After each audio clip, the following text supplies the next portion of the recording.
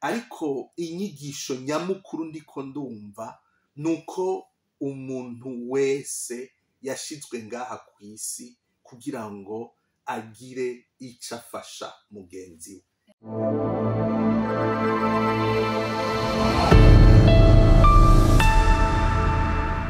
Bakunzi ba Axia Vibes TV, iteka ryawe, iteka ryanje, iteka ryacu Vibes TV, ukwemera kuvyara ubuzima. Turiko turakurikirana iteka ry'ubuzima bw'umwigeme Aline Shima. Imana iramukoreye igitangaro, arashobora kuvyuka, arashobora kuronka umuti mu buryo butangaje cyane. Turaza kubigarukako, ariko reka tubandanye urugendo. Baraguteye uyo muti, biragenze neza, uraheza ubuzima bwawe bubandanya gutega Aline Shima. Ego numva ko ubuzima nyene ntibwabandanije koroha kuko naravuye mu bitaro n'ivyo iyo hemorrhage irahagarara, kuva amaraso birahagarara nyene, ndagenda muhira barangwaza, ndasubira ndatambuka buke buke nyene bigoranye kubera nari nataye ibiro vyinshi nubwo ntari ndanafise vyinshi. Ego. Ariko nyene baragerageza baragwazagwaza, urumva ko bitari n'ibihe vyoroshe. Twaheruka kubura umuvyeyi mama, mwari mu kigandaye, twari tukigandaye. Ego, hama umukama nyene nkuko isezerano ridahera, Imana ishitse ivyo yasezeranije, iraca inzira mu kwezi kw'indwi ndaronka visa. Ego ndaronka visa, ndaheza ndaza muri iki gihugu ca Suède. Ego. Niho nashika nkakigwa nkuko bisanzwe hano, hama bisubira kumfata kwa kundi. Ego, kwa kundi vyagufata. Kwa kundi vyamfata mbere i Burundi kwa kabiri. Ndasubira ndafatwa ndi mu kambi nkirindiriye ko bampa ivyangombwa. Ego. Fatwa kwa kundi. Mbe kambi wayigiriye? Nayigiriye ahantu bita Gusu. Ego, hari epfo hari muri Yostrand. Okay. Ego, ni ruhande nefu ihande cepfo ca Suède. Ego cane. Ego, hama nari nagiriwe amahirwe naho nyene ko kuri Imana yagume nk'abamarayika bafasha tugumana, kuko narabana n'umurundikazi twasa n'abangana. Ego. Yitwa Kenny, ndamuramutsa cane. Ego. Yitwa Kenny, n'ubu n'umudamu afise abana babiri. Imana imuhezagire Kenny n'ibibondo vyiwe. Hama rero Kenny arantabariza aho twari tuba turindiriye ivyangombwa, arantabariza, baraza kuntora na ambulance. Kenny niwe yagutabarije? Ego, baraza rero barantwara na ambulance, baranjana kwa muganga. Niho rero nashika kwa muganga hano. Baraheza rero naho nyene baragerageza baraba aho amaraso ariko arava, baraba uko bimeze. Niho bambwira bati burya amaraso rero ahantu ariko arava no hanyuma yoshobora gusubira kuva. Niho rero baca batangura kumvura nyene bivyimbitse, kunkurikirana abaganga ba hano. Twovuga ko bimwe vy'iwacu vyafashije akanya gatoyi kugira ushobore gushika ngaha abaronka aho bahera. Ego, vyarafashije kuko urumva hariya iyo batafashe urumva sinashobora no gushika hano. Ego, baca barabandanya rero baramvura, aho ivyo barabikuraho vyose, ivyo bagenda babihejeje vyuko ntazosubira kugira iyo hemorrhage. Mugabo barambwira bati ntihameze neza, n'ubundi hariho igituma ayo maraso yaguma ashaka kugaruka, subira kuva kubora vyava muri voie esophagienne. Niho nari mfise utuntu tw'utwabuse twaza turakura haheze igihe tukameneka. Rero rero baraheza baradufunga baratwugara barambwira ko bahejeje bibaza ko bitazosubira abo baganga ba hano ubona harimo abaganga birabura canke hari abazungu abasuwedwa bankurikirana bafise urukundo rwinshi ego cane baraheza barakwitaho barayitayeho ego ntaco wogaya nta jisho ribi bigeze bakurabana nta jisho ribi nta muntu muba muri kumwe nta muntu akugwaza mu bitaro vya hano ryari rya mbere ngiye mu bitaro vya hano nyene urumva nawe mfise ubwo donc ibintu byo kwiyumvira none biragenda gute nta n'ururimi narenzi ariko urumva ingene baca babitunganya nyene bakarondera umuntu ashobora kugufasha mu rurimi wumva kaza ndamuronka rero nabo bakenye bakansuhuza bakansanga ku bitaro ariko bikagenda neza kuko mu bitaro nahamaze nk'indwi namazeyo nk'indwi imwe nca ndataha ariko nkaza ndasubirayo kenshi bangirira baraba ko ari sawa mu nyuma nkaza ndasubirayo rimwe mu mezi 3 mu mezi 5 ivyo vyoba vyamaze nk'umwanya ungana iki wiyumvira kugukurikirana ngaho ku vyaramaze igihe kuko gituma cari cateye utwo duhute cariho barankurikiranye baguma bankurikirana ariko nkaba ndi umuntu wakomeye gutambuka nkaja kw'ishure ngakora nyene ivyo natezwe gukora ndiga ndaheza nta muntu yashobora kubona ko ngwaye nyene vy'ukuri ngo ndagwaye ntabikuyagira kandi sinari ngwaye kuko hariho n'abantu baba bafata n'iyindi miti bisanzwe yego hanyuma barankurikirana panda 8 ans imyaka 8 yose bakwereka urukundo bagwana kugira ngo ubeho neza yego cane rero igitangaje ngaha kuba ariko barakurikirana ino ntahe urashobora kuba warahuye n'umuganga bikamugora ku bw'aba baganga bakiriye Aline Shima uyu munsi urekurire umuganga byoba byaramugoye nta kwakire neza ugashobora kwibaza impamvu izina ziriya mu bisanzwe abaganga bamenyerezwa kugwana n'ingwara gushika ku kanota kanyuma rero ndasabiye imbabazi abaganga bose burya umwana w'umuntu yabura ibihe agira amagara make ariko n'abantu benshi bashingira intahe abaganga kandi mu mpande zine z'isi hari abarundi baja kwivuriza muri Amerika hari abaja mu Buhindi benshi twaragiye turahura ngatangara ingene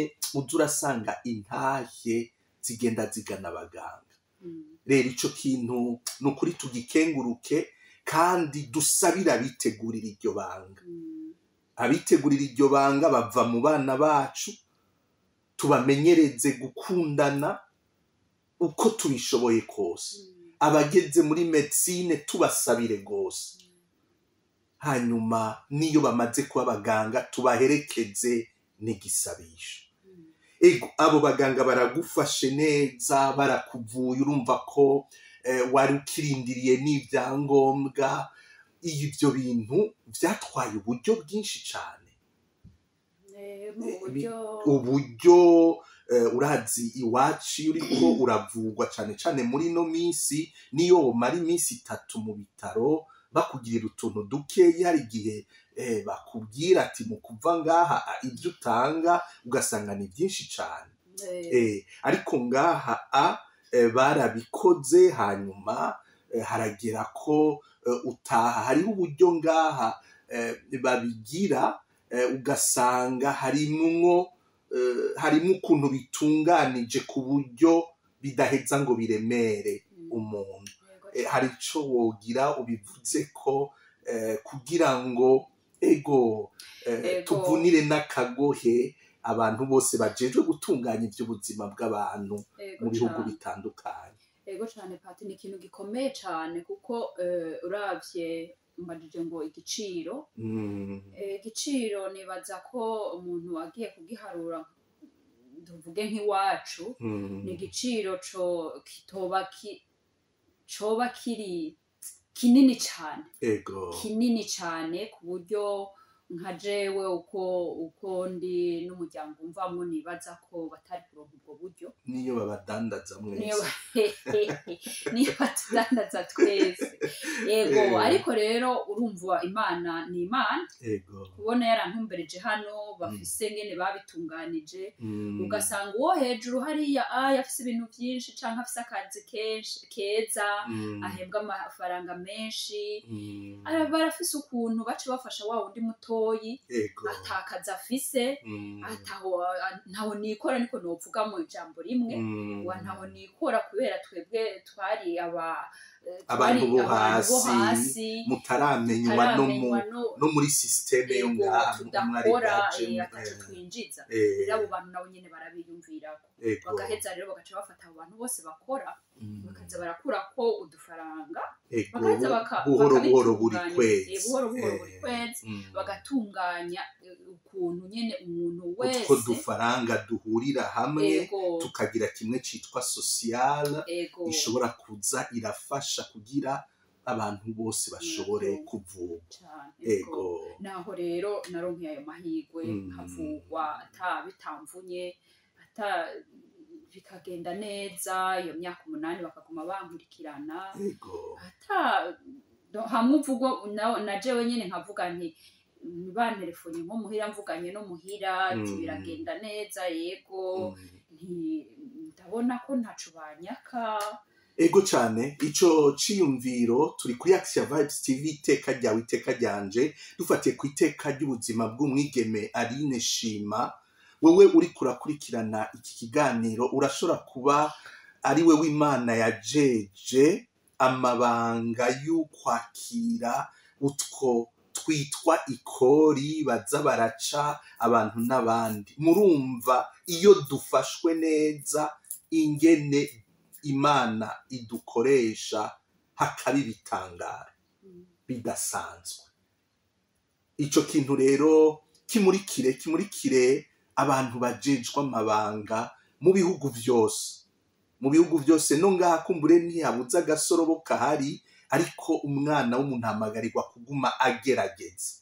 agerageza ego urakoze cyane Aline Shima kudusangiza iteka ry'ubuzima bwawe aho muri iyo ntahe yawe umuntu ashobora gukuramwo inyigisho nyinshi cyane ariko inyigisho nyamukuru ndiko ndumva nuko umuntu wese yashizwe ngaha ku isi kugira ngo agire icyo afasha mugenzi we hari icyo wovuga kuri ico kintu numve ko nategereye neza kivuze neza ati umuntu wese agira icyo afasha mugenzi we urumva ko donc umuntu wese arafise icyo afasha mugenzi we cyane cyane hano tubaye niho ngire mvuge ku buryo umukozi wese wa leta canke wishira hamwe na rinaka yabo wikorera baba bikorera utwabo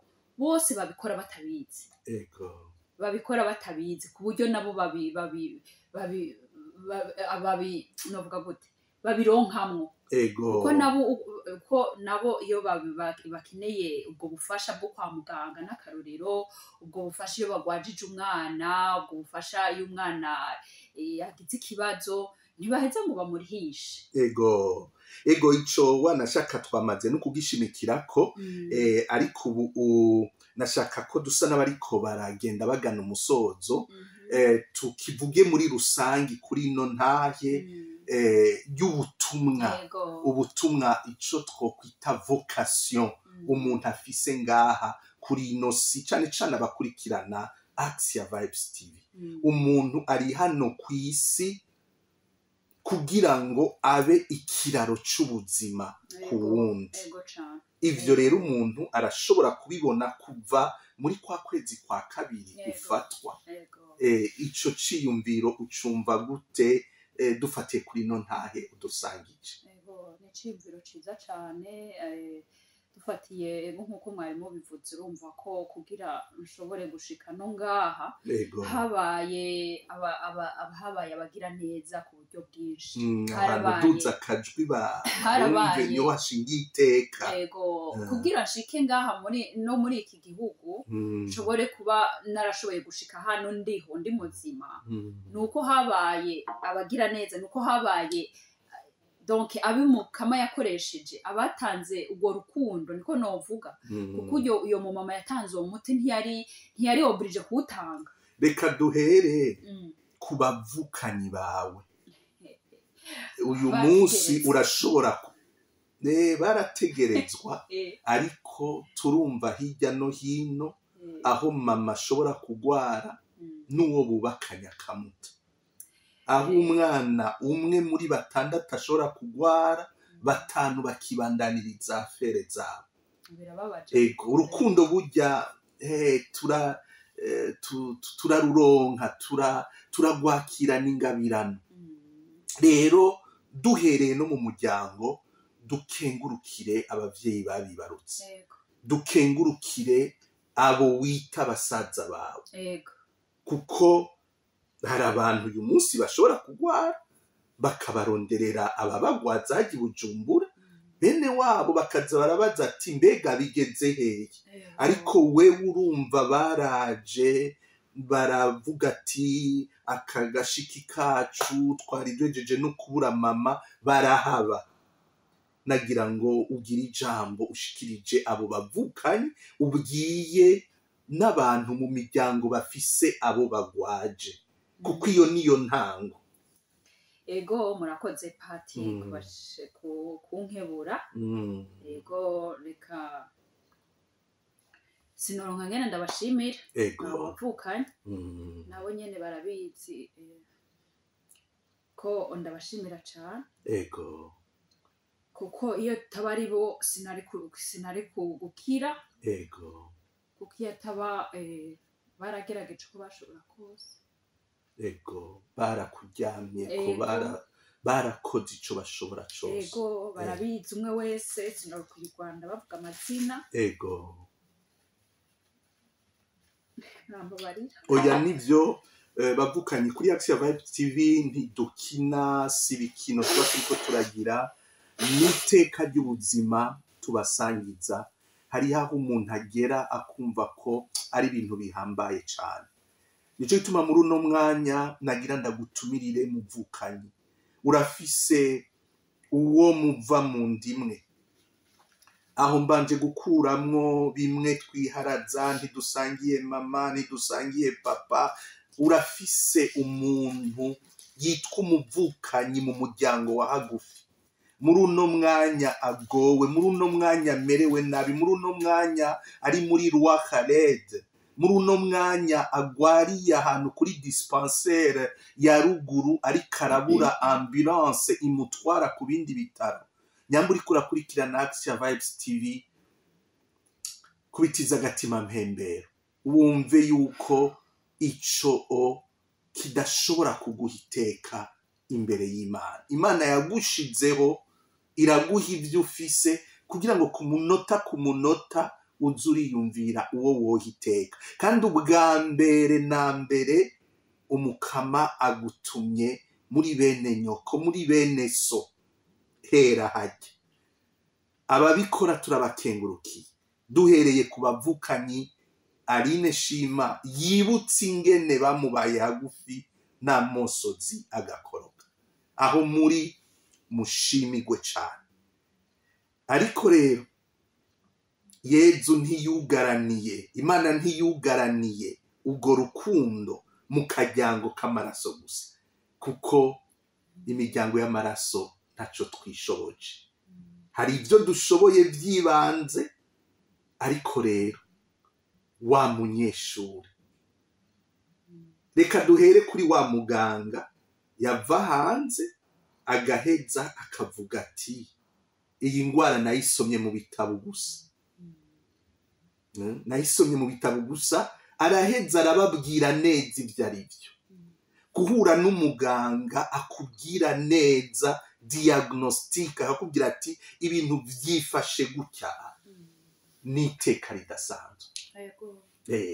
Duhereye kuri ujya muganga yaravuye kugira 3e cycle, yari gushobora kuvuga ati uyu nakahetse ntakwirigwa ndavuga ibyo mvuga, ariko ico yavuze carubakiweko. Uyo muganga duhereye kuri ujya no ku bandi baganga bose mwagiye murahura nabo, kuko nibaza ko ari we yavuye akagutera ujya muti, n'abaganga bakwakiriye ngaha muri Suède n'uyu munsi baguma bakwakira. Gira ico ubwiye umuryango w'abaganga ku isi yose. Umuryango w'abanyarwanda w'abaganga yego uw'amaraso nawushimiye. Umwe wese arabitse ko ndamukunda, barabitse ko ndabakunda cyane, nkora uko nshobora kose kugira ngo urukundo rwanje barubone, kandi biri muri kwa gushima, kuko gushima si ku majambo gusa, hariho udukorwa dufadika. Mama Jo ndamushimira cyane cyane rwose, arabizi, yitwa Micheline. Reka duhere ku baganga ca tugenda no kwa Mama Jo, kuko abaganga ashiramwo n'ujya munyeshure yaraje kwandika. Reka rero nshimira abaganga. Nshimire muganga yanteye iyo muti nkuko wari ubivuze. Ndamushimiye cyane, Imana imuhezagire. Gira akantu nyoye kugira ngo ama emotion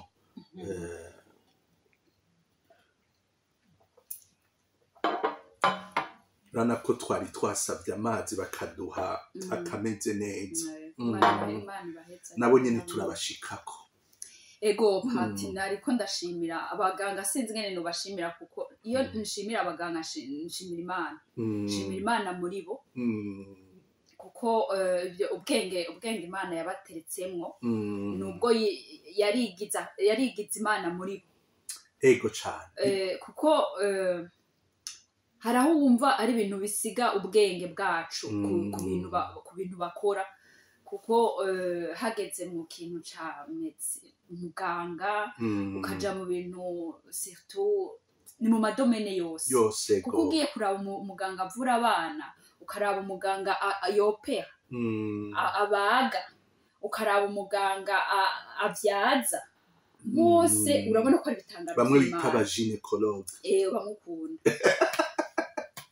Urumva n'ibinyegezwa. N'ibinyegezwa vy'Imana, n'ibinyegezwa n'ikintu uvuga uti ese ubwo bwenge hari aho bibaza ko aribo babwihaye, donc bwavuye ni sinzi. Oya, ni ikintu cyo gutangarira, cengira n'iciyumviro uri kurabivuga, icifuzo cyuko kuri Axia Vibes TV twotanguza ikiganiro ndakunda muganga.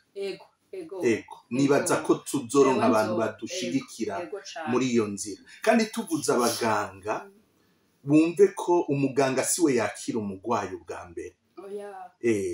Yakigwa n'abaforomakazi. Mu muganga turashimiye cyane abaforoma, kuko nukuri barategura bakatuma umuganga ashobora kubona ibintu n'ingoga. Abafasha abaforoma bajya batwara za brancard, bajya bagira isuku mu bitaro. Je narigeze gutwara umuvyeyi Roi Khaled nshika amasaha yaheze, nama nibuka ujya ayaracunze urugi rujya ruzana n'uvuye amaja muri quartier 6 amaja mu Kamenge, ingene umunsi umwe yatworohereje, biraheza biratuma uyo muvyeyi akira. Mu baganga rero turiko turavuga abo bantu bose bagira ico baterera kugira ngo umugwayi ashobore gukira. Nujya kwandikira umuti muri mutuelle, birafatanye rero n'amafarumasi. C'est vraiment tout, nuko nciyenja mu gifaransa, ni abajejwe ubuzima bw'abantu. N'umugwi munini. Ariko ibyo rero tukabivuga tubikoranirije mu muganga, mu muforoma, kuko ari we ahura n'abo bagwayi. ego turabahezagiye rero cane aho bari abari hano muri Suède abari hirya no hino kw'isi ego ndamutsa cane abaganga baciye muri campus Kamenge emwe ntawo kwifata ukutari kavuga ati ngo ntibamuteguye neza ko niho narindi baraheza kwitegura mu by'ubwenge bakaza no kwa rotari abasenga mu ba protesta bakaja ku ninahazimana eko barateguwe cyane abaciye Ingozi nabo nyene nuko nyene abaciye kuri Espoir d'Afrique nabo nyene ngo harabaye medicine mu nyuma eko n'ahandi hose ama medicine yose yo kw'isi turayahezagiye kandi bantu mukurikirana Action Vibes TV no kuri ico kintu turakibasavye muhezagira abo bantu mubasabire mubagirire neza mubafate neza kuko guhura n'umuganga yababaye yashavuye ego ntibiryoshe kuko nawe ugiye ushavuye ushaka ugufasha aho muri hose rero munafashe no muri iki ciyumviro cyo gutanguza ikiganiro ndakunda muganga canke turabe ingene tuzogaha inyanyura ego hanyuma rero ujya mupfasoni Mama Jo ego abantu batagushibura iyo ubahamagaye niyo ubahamagaye bari mu bihe bigoye yari yabuze umugabo akiri muto ndo wavuze uyo mushinga ntaye yitwa nde Terence turaramukije Patiri Terence wacu ari Karlstad yitwa Terence ntiyavuga ati nimubanze mureke nigandarire arishura neza Rene musazawe mbere acaravuga ati emwe uyo muti sinawugurishije urazi ni kangaha abantu baza kudusaba ibintu dufise tukaca tubinyegeza ati jewe nta nico mfise ico kintu sinzi niyo kiri arakantu gatoya wewe yari umuti yakuye muri Kenya yari gushora gutamwa kwabwira ati nimumbwire ico mumpa ahubwo akaca avuga ati jewe muri hehe ndawubazanira girira ijambo bwiye Mama Jo n'abantu bose bakirana abantu ku bwitonzi yubarondeye mu mpande zose z'ubuzima bw'abantu. Mama Jo ndagushimira cyane urazi ko nagushimiye tubonana uherutse twarabonanye ndamubwira ingene numva akanyamuneza ku mutima kuko mbega niwe wagiye uranamwironderera ego twarabonanye hari ryari gihe musura kubonana ubwa mbere mu kwa mbere ego umwaka ego ndamushimira ndamwiyereka ndamubwira nti nijewe wakijije nijewe nakize ku bwawe ku mutima mwiza Imana yaguhaye ku mutima mwiza Imana yaguhaye araheza aranezerwa ni umumama w'urukundo ni umumama sinokubwira ari w'urukundo abamuzi namwe muzogere muri commentaire mumbwire ko mbesha arakundana cyane gira nuko bamuzi gutyo kwa Mama Jo akazina kiwe arafise yitwa Micheline urumva ubigene kavugika ari abantu ingene bitwa uca ubyumva Micheline ko vraiment uvuze Micheline hari akantu bukuye n'umumama w'urukundo ego n'umumama senga yemera Imana nuwo Jo wiwe akantu uvuze dushimikira ko cyane ego gusenga ariko yemera Imana ko ari ivyo bintu bitajana ego ubu akaba afise ishirahamwe yitwa Shekina bisigura présence Shekina de Dieu imeze neza ishirahamwe rimeze neza rimaze kuramura ni ishure yubatse muri commune Rusaka ishure ryiza cyane abana barafungura ku ishure agaheza agafasha abo bavyeyi babo bantaho nikora kugira nabo kwakugira neza kugira ngo abo bana bantaho nikora nabo bige nabo bagira aho bishikanye nukuri n'umuvyeyi bagira iteka Micheline Mama Jo Imana yaraguhaye gutegera ubutumwa bw'umuntu ngaha ku isi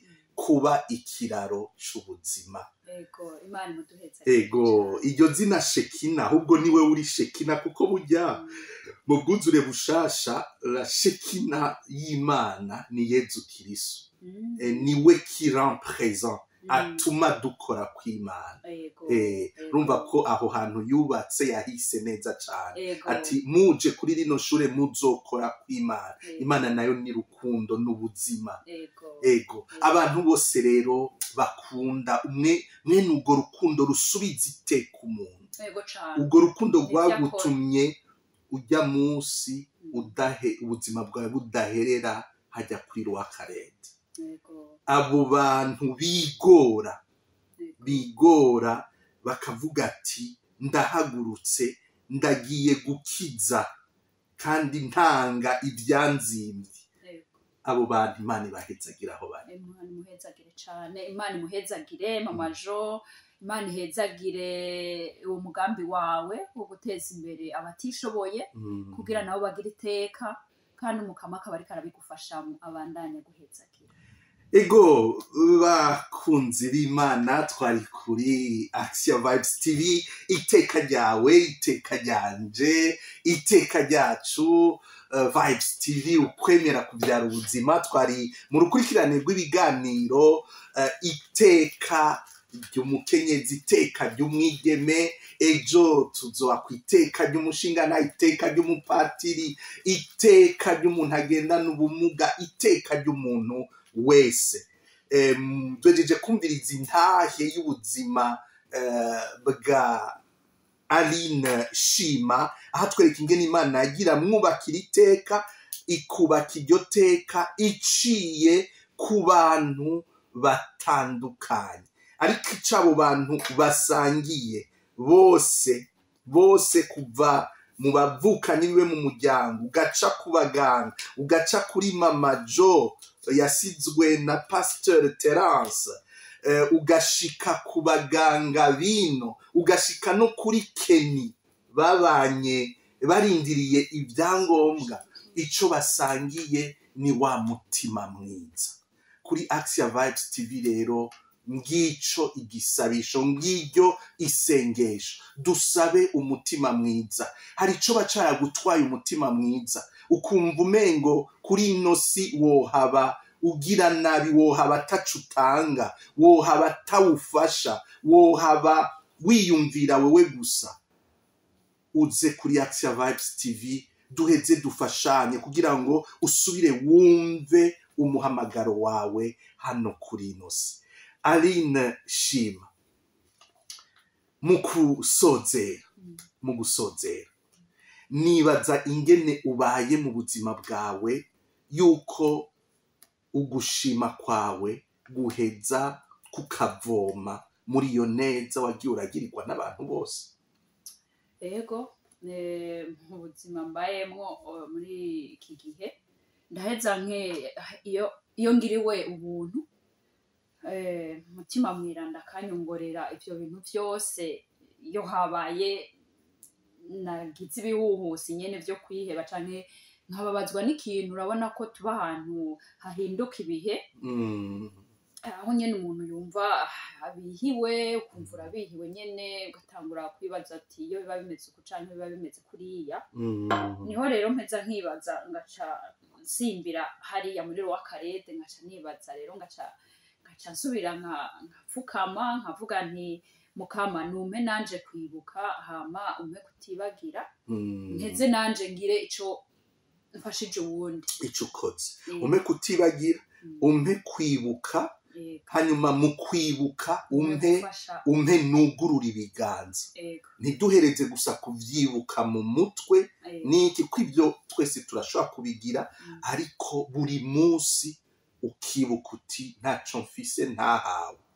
Weho urabizi neza, warigeze kubona abantu baza kukuraba baje kugusezera, babona ko wagiye, ariko inyuma y'imyaka 11, 12, 13 uracari muzima.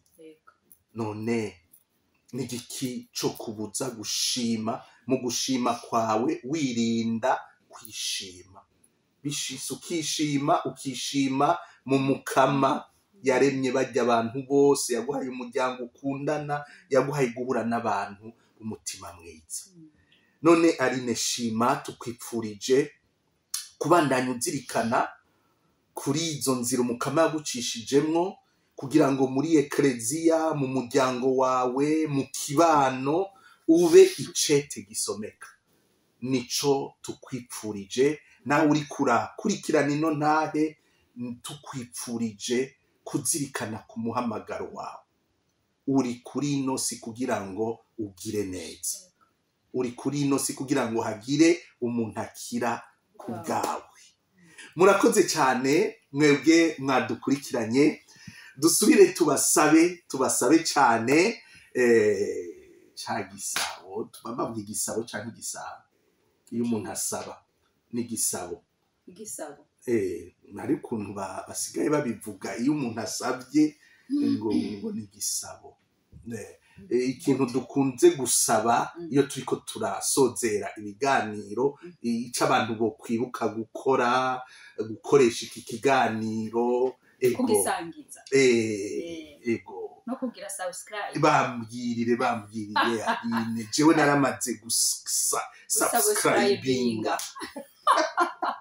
Niba subscribinge babwire nibaza ko ari intahe nziza, ni intahe y'ukwiraba. Eske wewe uriho gute?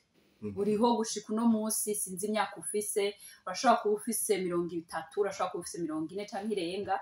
Wewe uriho gushika kuri iyo myaka yawe ufise, uribeshejeho? Nta numwe yigeze agufasha? Reka twibuke dushime, kandi natwe twibuke gufasha abandi kugira ngo nabo baronke iryo teka, bashobore kubaho nk'uko natwe turiho. Nimwe abanyanyi rero mufyonde kuri sabone, kuri subscribe, hanyuma ino ntahe muyisangiza abandi, muvuga partage, batibagiye kuyilaika. Hanyuma rero baheze badusangize ico yavyuye muri bo. Ico tubemerera nuko kuri Axiya Vibes TV atabihimbano, atabintu tuzobazanira twagiye kurondeza tubikura. Oya, tuzogerageza tuze turashingira kuri iryo teko umukama duteye, buhoro buhoro tugenda turazirikana ku munsi ku munsi. Turakengurukiye uri inyuma ya kamera, ni igikorwa kidasanzwe cyane kuko twebwe muratubona turiko turavuga, ariko we watezwa kuguma araba ko umuco urimwo, aguma araba ko bipanze neza. Ni igikorwa kidasanzwe. Arakoze rero umupfasoni Jacqueline Akimana, Jacqueline Micheline, rero yariko aradufasha inyuma ya kamera. Ndagukengurukiye cyane Aline Shima, ushimye kutwugurira akadirisha k'ubuzima bwawe, ukadusangiza igikorwa Imana yakoze kandi kirabandanya ikora mu buzima bwawe. Nanje nk'uko mubisanzwe mumenyereye, uyu munsi nari mu nkofero y'uwakira umutumire. No munsi sinari umutumire nk'uko bisanzwe, ndi Patiri Ignace Nkurunziza, nkaba ndabahezagiye, ndabipfurije kuba abantu b'umutima mwiza. Barahiriwe abantu b'umutima mwiza kuko bazobona Imana. Erega muramaze kuyibona.